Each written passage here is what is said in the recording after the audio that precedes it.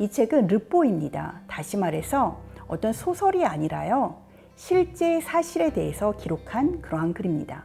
총 1부와 2부로 나뉘어져 있어요. 1부는 탄광 노동자들의 일상과 그리고 탄광 지역의 환경에 대해서 자세하게 서술해 놓고 있고요. 그리고 2부에서는 그가 영국의 계급 상황이라든지 또 사회주의에 대해서 어떻게 생각하는지에 대해서 적어 놓고 있습니다. 이 책은 저 같은 인류학자가 보기에도 정말 놀랄 만큼 너무너무 상세하고 철저한 그러한 글쓰기로 이루어져 있고, 관찰의 정교함이라든지 또 표현의 어떤 명료함이 너무나 감동적입니다. 이 책사를 통해서 궁금한 점이나 의견 있으시다면 댓글을 통해 남겨주세요. 안녕하세요. 이 교수의 책과 사람 크리에이터 서울대학교 인류학과 이현정 교수입니다. 여러분, 만약에 여러분의 집이나 도서관에 불이 난다면 어떤 책을 챙겨가고 싶으세요? 꼭 한 권이나 두 권만 챙겨야 한다면 말이에요. 저는 만약에 집이나 도서관에 불이 난다면 가져가고 싶은 책이 두 권이 있는데요. 그 중에 한 권을 오늘 소개하려고 합니다. 바로 조지 오웰의 위건부드로 가는 길인데요. 조지 오웰 너무나 유명한 작가죠. 이 위건부드로 가는 길은 한국에서는 2010년도에 한겨레 출판사에서 나왔습니다. 그리고 표지에는 여러분 보시다시피 흑백으로 광부의 사진이 그려져 있는데요. 또 적혀 있기를 르포르타주라고 적혀 있어요. 이 책은 르뽀입니다. 다시 말해서 어떤 소설이 아니라요, 실제 사실에 대해서 기록한 그러한 글입니다. 여러분들이 기회가 되시면 지금 당장이 아니라도 평생 꼭 한 번은 이 책을 읽어보시기를 제가 권하고 싶어요. 그만큼 제가 너무나 소중하게 여기는 책이고 또 배움이 많은 책이기 때문입니다. 동물농장이라든지 1984년으로 잘 알려진 조지 오웰은 32살 때 어떤 진보단체로부터 북부 영국 지역을 조사해달라는 그러한 요청을 받게 됩니다. 그래서 조지 오웰은 그렇게 하겠다고 하는데요. 그래서 영국 북부로 간 조지 오웰은 그곳의 탄광 지역에 들어가서 탄광 노동자들의 삶을 밀착 취재하고 그 사실들을 책으로 엮어서 내게 됩니다. 그게 바로 위건부드로 가는 길인데요. 이 책은 총 1부와 2부로 나뉘어져 있어요. 1부는 탄광 노동자들의 일상과 그리고 탄광 지역의 환경에 대해서 자세하게 서술해 놓고 있고요. 그리고 2부에서는 그가 영국의 계급 상황이라든지 또 사회주의에 대해서 어떻게 생각하는지에 대해서 적어 놓고 있습니다. 이 책은 저 같은 인류학자가 보기에도 정말 놀랄 만큼 너무너무 상세하고 철저한 그러한 글쓰기로 이루어져 있고, 관찰의 정교함이라든지 또 표현의 어떤 명료함이 너무나 감동적입니다. 그래서 여러분들께 꼭 권하고 싶은데요. 특히 1부에서 광부의 삶을 묘사하는 부분에 있어서 좀 더 어떤 섬세하다면 2부에서는 조지 오웰이 어떻게 살아왔는지에 대한 개인적인 체험담도 들어있고 또 그가 가지고 있는 사상적인 배경을 엿볼 수 있습니다. 조지 오웰의 아버지는 영국의 식민지 관료였어요. 그래서 인도에 있었습니다. 그래서 조지 오웰은 사실 인도에서 태어났어요. 그런데 2살 때 어머니와 함께 다시 영국으로 돌아옵니다. 아버지는 인도에 있고 조지 오웰만 어머니와 함께 오죠. 조지 오웰의 원래 이름은 조지 오웰이 아니라 에릭 아서 블레어인데요. 에릭은 어머니와 함께 영국으로 와서 그곳에서 학교를 다니고 영국의 명문 사립학교죠. 이튼 스쿨을 다니게 됩니다.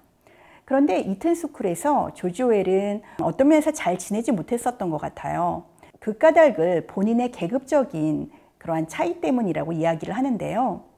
조지 오웰은 스스로 말하기를 본인이 상류 중산층의 하층 계급에 속해 있다고 이야기를 했습니다.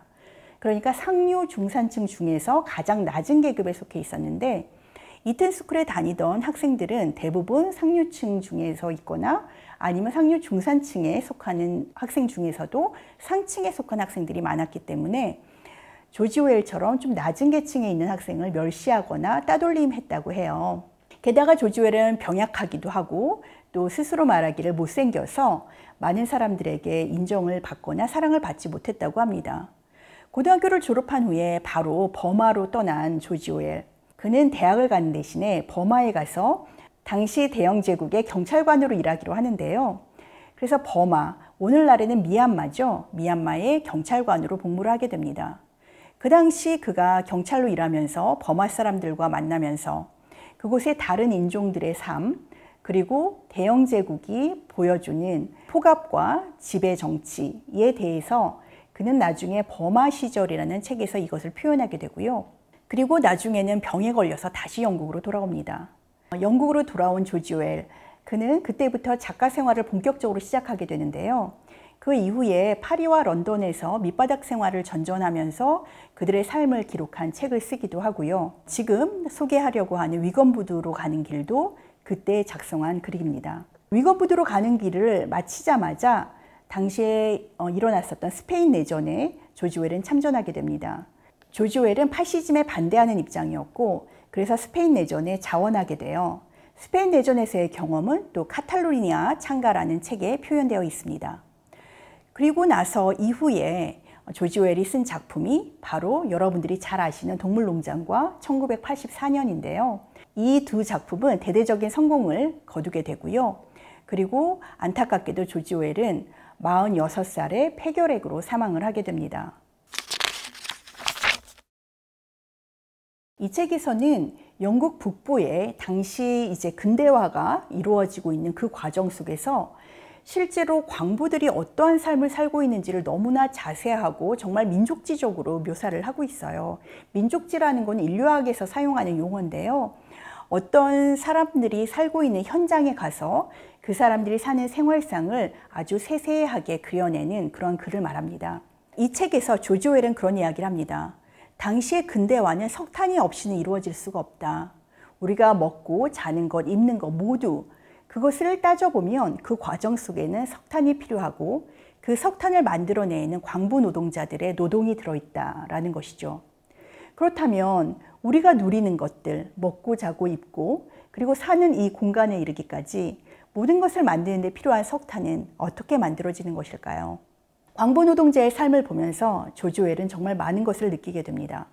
광부 노동자들은 갱도에 들어가기 위해서 그 갱도는 아주 좁은 곳이기 때문에 대체적으로 작은 신체를 가진 사람들이 일을 하게 되는데요. 하지만 그들은 몸을 펴지도 못하고 거의 기어가듯이 그곳을 들어가야 됩니다. 그 길이는 1.5km에서 심지어 더 길기도 하고요. 근데 그곳에선 공기도 별로 없고 또 불을 밝히며 들어가지만 간혹 가다가는 모여진 가스로 인해서 폭발 사고가 일어나기도 하고 또 천장이 무너지기도 하는 그런 사고가 빈번하게 발생하죠. 이러한 곳에 대한 조지 오웰의 기록은 아주 상세한데요. 제가 한 부분을 읽어보도록 하겠습니다. 필러들이 일하는 모습을 보노라면 그들의 강인함에 쓰린 질투심을 느끼지 않을 수 없다. 그들이 하는 일은 보통 인간의 기준으로 보자면 거의 초인적이라 할 만큼 엄청나다. 그것은 그들이 어마어마한 양의 석탄을 퍼담을 뿐만 아니라 두세 배 힘든 자세로 작업하기 때문이다.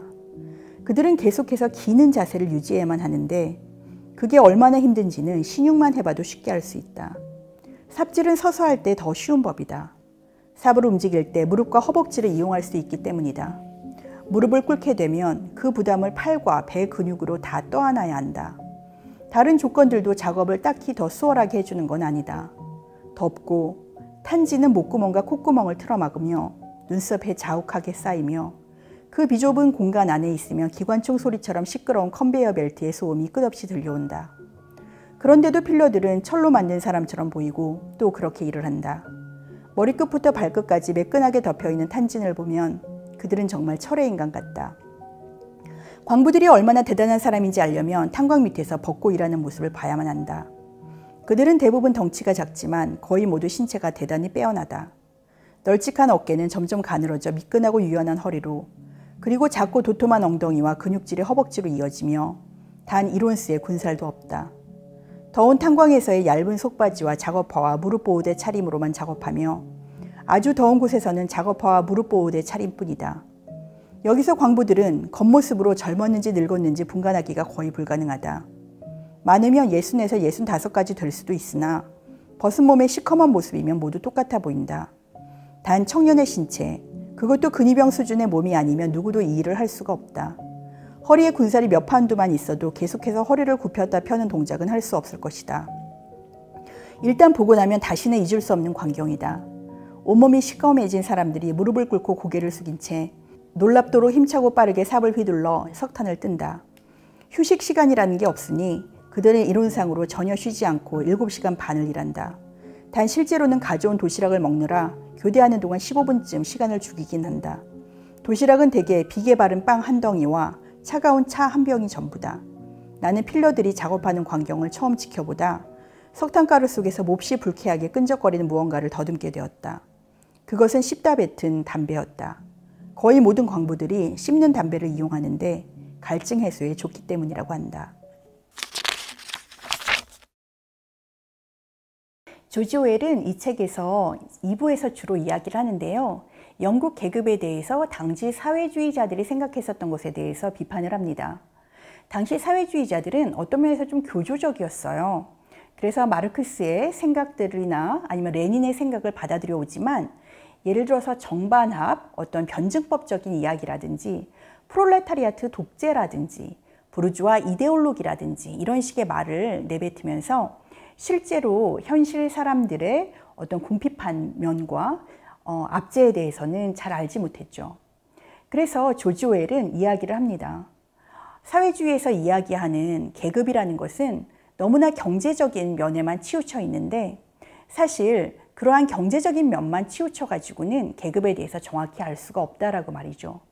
또한 사회주의자들이 이야기하는 원칙적인 문구들, 그것은 실제 살아가는 사람들에게 어떤 효과가 없다라고 이야기를 합니다. 그가 말하는 계급이라는 건 이렇습니다. 경제적인 것만 중요하지 않고 오히려 문화적인 것도 매우 중요하다고 이야기를 하는데요. 예를 들어서 학교에서는 많은 중산층들이 배우는 것이 노동계급은 더럽고 냄새가 난다라고 배운다고 합니다. 그런데 더럽고 냄새가 난다는 것은 어떤 몸에 익혀지는 감각입니다. 그래서 실제로 노동계급과 어떻게 지내보지도 않고 그들이 얼마나 민주적이고 또 그들이 얼마나 낯선 사람들에게 환대를 하는지에 대해서 알지도 못하면서 그들을 보면 일단 편견을 갖게 된다는 겁니다. 학교에서 배운 교육이 계속 몸에 박혀 있기 때문이라는 거죠. 또한 중산층이라는 사람들은 설령 자신들이 돈이 없는 사람이라고 하더라도 마치 조지 오웰의 출신처럼 중산층의 하층 계급 같은 경우에는 돈은 거의 없는 가난뱅이라고 하더라도 그들은 자신들이 남들과는 다른 억양을 구사하고 또 밥을 먹을 때는 포크질을 다른 방식으로 한다는 것에 굉장히 우쭐댄다는 것이죠.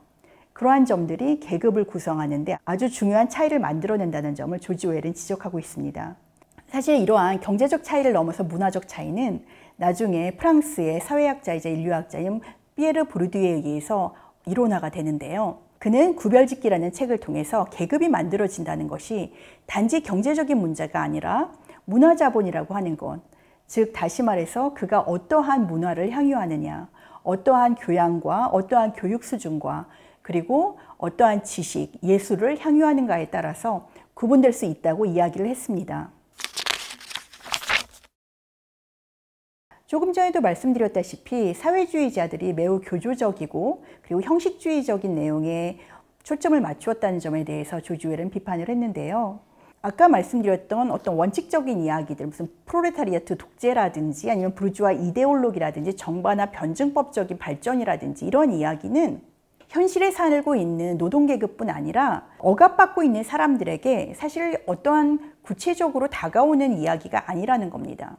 그들이 끊임없이 기계화를 통해서 공산주의가 올 것이고 해방이 될 것이다 라는 이야기는 사람들에게 자신의 일을 빼앗기게 되는 것이지 않느냐라는 생각을 갖게 만들 수도 있다는 것이죠. 오히려 이러한 이야기들은 일상적으로 살고 있는 사람들에게는 너무나 인간적이지 않고 그리고 교조적인 것처럼 느껴지기 때문에 오히려 당시에 만연하고 있던 파시즘적인 사상, 애국주의를 고취한다든지 어떤 인간성이라는 부분을 이야기하는 것에 더 넘어갈 수 있다라고 이야기를 하고 있습니다. 조지 오웰은 오히려 사회주의 사상은 더 간명하게 이야기되어야 되며 간단히 모든 압제를 거부하는 것이라고 그렇게 선포되어야 된다고 이야기를 하고 있습니다. 그렇기 때문에 모든 압제를 넘어뜨리고 자유와 정의를 추구하는 것이 곧 사회주의다라고 이야기를 할 때 단순히 노동자 계급뿐 아니라 다양한 압제에 놓여 있는 사람들을 같이 연대할 수 있게 될 것이라고 조지 오웰은 이야기하고 있습니다. 물론 조지 오웰의 이러한 사회주의에 대한 입장은 많은 학자들이나 아니면은 또 사상가들에 의해서 너무 단순한 이야기가 아니냐라고 비판이 되기도 했는데요. 하지만 당시에 교조주의적이고 또 어떤 경제주의적인 관점만을 취했었던 사회주의자들에 대한 비판이라는 측면에서는 여전히 유의미하다라고 할 수 있을 것 같습니다. 네, 오늘 제가 너무나 좋아하고 또 소중히 여기는 책을 소개하다 보니 제가 좀 많이 떨리기도 했는데요. 조지 오웰의 위건부두로 가는 길, 정말 너무나 좋은 책입니다. 제가 소개하는 내용을 보면은 좀 너무 딱딱하거나 뭐 계급이라든지 사회주의라든지 이런 이야기가 들어있어서 좀 재미없을 것처럼 느껴지는데요. 그렇지 않고 이 책의 절반 이상은 영국 북부에 있는 광부들의 어떤 생활상, 그들의 집안이 어떻게 이루어져 있고 또 이야기는 어떻게 하고 그들이 또 여간을 어떻게 보내는지 그런 이야기들을 아주 세세하게 잘 묘사해 놓고 있습니다.